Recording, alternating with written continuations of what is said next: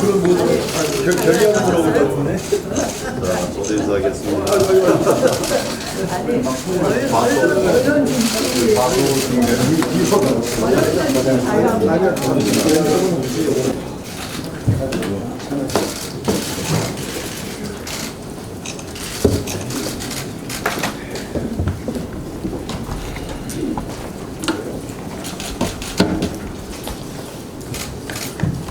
네, 그럼 지금부터 최고위원 중진 의원 연석회의를 시작하도록 하겠습니다. 청와대 회담은 국정 전환의 계기가 되어야 합니다.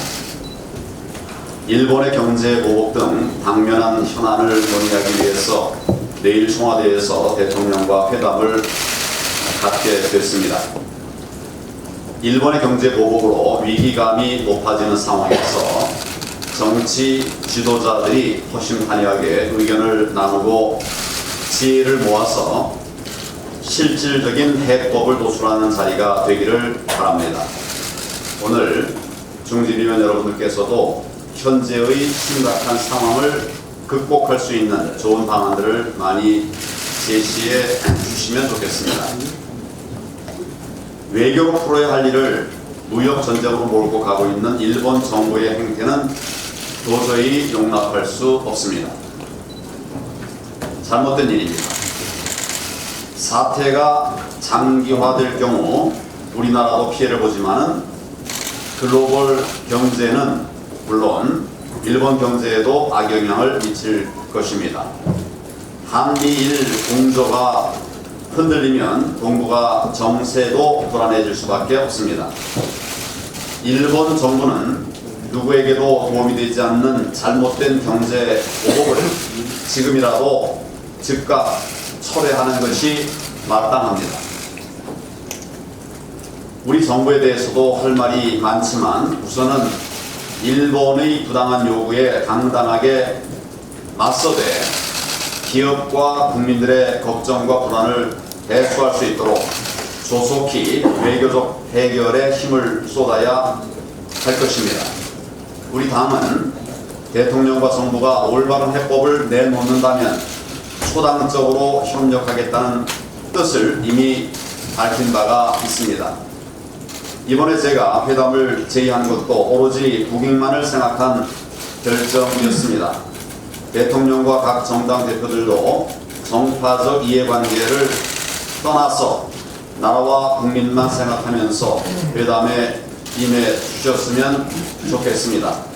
이번 회담을 통해서 국가적 위기 극복의 계기를 마련해서 국민들의 염려와 불안을 풀어드릴 수 있도록 최선을 다하겠습니다. 경제정책 대전환 없이는 기업도 청년도 살 길이 없습니다. 저는 지난 월요일에 중소기업인들을 만나서 고충을 들었습니다.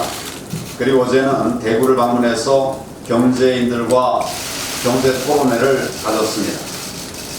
중소기업인들은 최저임금 급등과 근로시간 강제 단축 그리고 과도한 규제와 반기업 반시장 정책으로 도저히 기업을 할 수 없는 상황이라고 울분을 토하셨습니다.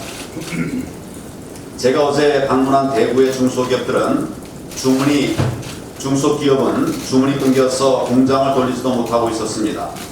정부의 잘못된 정책 때문에 기업들이 다 망할 지경이라면서 청와대에 가면 제대로 좀 잘 따져달라고 하는 분들이 많이 계셨습니다. 우리 기업들이 이렇게 어려운 형편에 있다 보니까 청년 일자리 문제도 갈수록 심각해지고 있습니다. 어제 통계청이 내놓은 자료에 따르면 학교를 졸업한 청년들 가운데 3분의 1이 직장을 못 구하고 있었습니다. 3년 이상 취업을 하지 못하고 있는 청년들이 17%에 육박하고 아예 구직 활동을 포기한 비율도 처음으로 20%를 넘어섰습니다.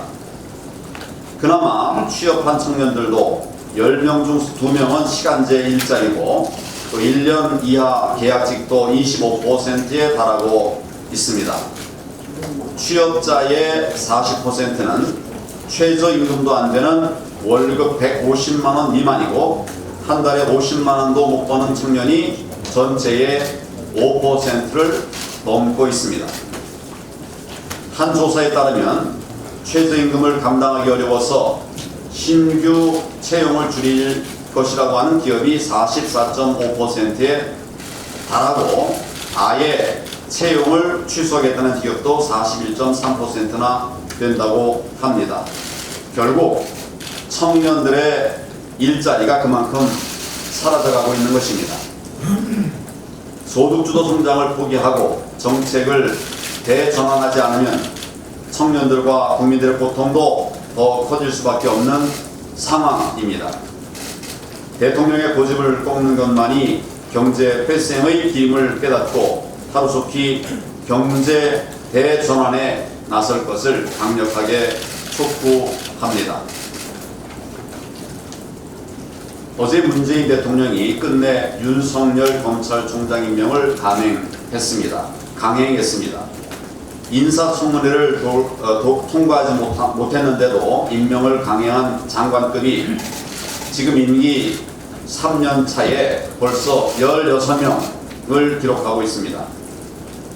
청문회에서 거짓말을 하고 또 결정적인 흠결이 드러나도 대통령과 코드만 맞으면 된다는 이런 오만과 불통의 국정운영이라고 할 수밖에 없는 것입니다. 도대체 얼마나 국민들을 무시하고 국회를 가볍게 여기면 이런 식의 막무가내 인사를 계속 밀어붙일 수가 있습니까? 그렇다면 인사청문회는 왜 하는 겁니까? 검찰은 어느 정도 조직보다도 공정해야 합니다. 검찰총장은 그 어느 자리보다도 정치적 중립이 요구되는 자리입니다. 그런데 국회에서 부적격자로 판명된 사람이 과연 공정하게 정치적 중립을 지킬 수가 있겠습니까? 결국 대통령과 정권의 코드만 살피지 않겠나 그런 우려들이 너무나 많습니다. 이런 검찰총장을 임명해 놓고 우리 당 의원들에게 패스트트랙 수사하더라고 하는데 대놓고 야당 탄압하겠다는 것이 아닙니까?